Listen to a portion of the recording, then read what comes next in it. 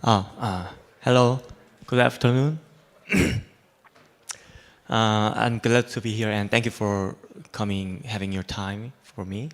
And yeah, today I'd like to talk about GKP for everyone, and which is more about how to apply a GKP to your Ethereum transactions in a few clicks.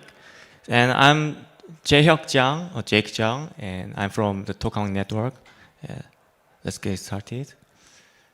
So the question would be, I'd like to ask, if I want to just want to apply GKP to my Ethereum transactions, then do I need to build my own circuits, or do I need some specialized hardware or cloud infrastructures, or do I need to understand all the math behind?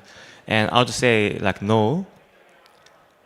Here today, I want to propose some new approach to the GKP system, and which is called Tokamak GKP, and it's very easy to use. So you don't need to build any circuits on your own, and even you don't need to program at all.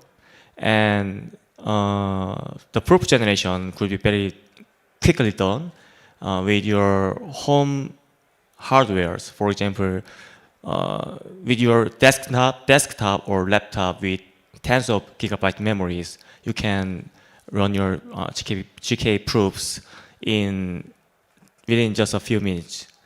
And your proof can be verified on-chain at cheaper cost, cheaper fees. Okay.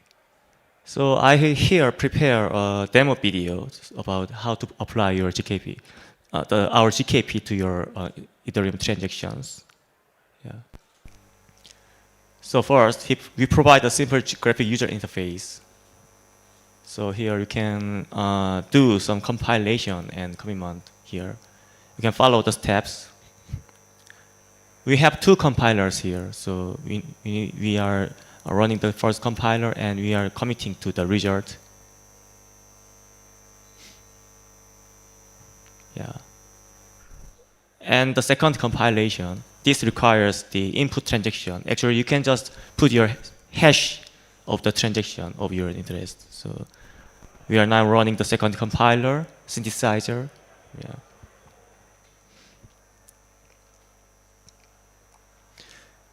Then again, we need to commit to the result, the result of the second compilation. Yeah. Then now we are ready to generate the zero knowledge proof. This is about the correctness of your transaction. Now your proof was ready to be verified. You can run the verify if you want to check your transaction is valid or not. Yeah. And if you want to try another transaction, you can just put another transaction hash at the second compiler. Yeah. And everything went the same. Yeah. You can try this app by downloading using that QR code. Yeah. So I'd like to talk about the efficiency. So how efficient is it?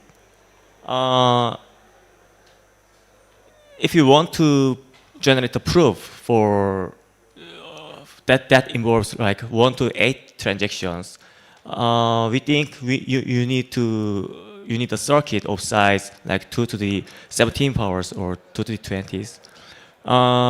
And in that case, the proof size would be fixed to 2 kilobytes. And this proof size is constant and which will be independent of your circuit size. And the proof generation time, this is the more important thing. And for generating the proof for the 8 transactions, this proof generation will be done within 10 minutes. And I conducted this test with my home laptop and desktop. And here for the CPU test, I just used my MacBook with 14 cores. And for the GPU test, I used my gaming desktop which has RTX 3070. You can buy it like approximately 300 euros. Yeah.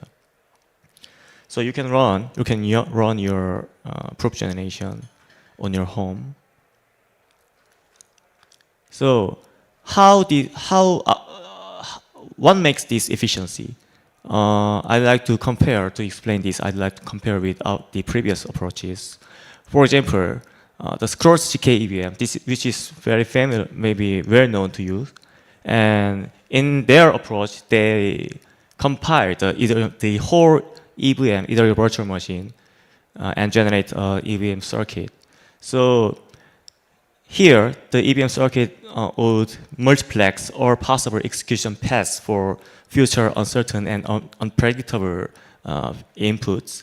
So that's why this EVM circuit is very large and the proof generation takes very long time, like a few hours in your home computer. And here's the next approach, which is more recent one. For example, the Succinct SP1, and their approach, they use RISC-V virtual machine, and they compile it and to generate a RISC-V virtual machine circuit. At the same time, they fix one Ethereum program. For example, this Ethereum program can be the block validation, and which can be written in Rust. And you need to compile this to generate a RISC, a binary code that can be run on the RISC virtual machine. And as a result, like the ZK EVM, this approach multiplexes the resulting circuit multiplexes or execution paths for unpredictable inputs. But here, the point is the RISC-V virtual machine is much smaller than the Ethereum virtual machine. So the resulting circuit can be smaller than the ZK EVM. Yeah. So it's time for our approach. So, we would like to call our approach like two-step compilation, and this is to reduce the uncertainty, or reduce or completely eliminate the uncertainty in the resulting circuit. So we have two steps. For the first step, we first compile the static part of the EVM into small subcircuits. So once they are prepared, and then we fix some contracts and the contract methods that we are going to be interested. I mean, we are going to turn into the ZKP.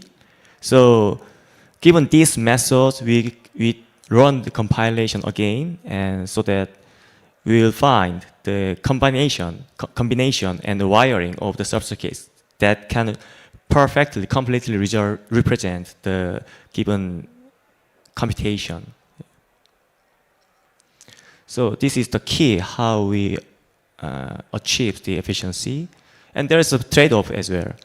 So we do use more compilers and commitments. So this can be the potential security disadvantages, security flaws. Yeah, because the security of the compile and commit is not covered by the fundamental theory of Ethereum. ZKP. Yeah. So we need to rely more on the trust in the compilers and commitment scheme. Yeah. Then, how do we relax the trust assumptions in the compile and commit? So it depends on how to answer this. It depends on the application. So let me introduce our potential application. So suppose there are users who want to open a layer 2 channel to execute only predefined contract methods. So, and suppose that there's a commitment to the EVM, which was generated on chain and which is given. And then the users will fix the contract methods and will post their commitments on chain. on the Ethereum main network. And then they open a layer 2 channel. Yeah. Then, given those the two compilation results and the coming months, they can run transactions on the layer 2 and they can generate the zero knowledge proof on their own, and they can aggregate the result and they report the result, the aggregate proof back to the layer 1. Then the aggregate proof can be verified on chain. Right. Then the users can close their channel. That's all. Again, if they want to open a new channel, then they can rerun the second compilation. And then, that's all. Yeah, thank you. Right. I'd like to conclude my talk with these key takeaways, and these just are the summarization. So, my point is that you can't take everything. All snarks or Starks have the trade-off between the efficiency and the compiler dependency. So we more focus on the efficiency. So Tokamak ZKP is easier to use and faster and lighter through two-step compilation. And our next move would be provide a DIY tool that enables the users to launch and operate method-specific state channels or rollups for privacy on their own. Yeah. Thank you.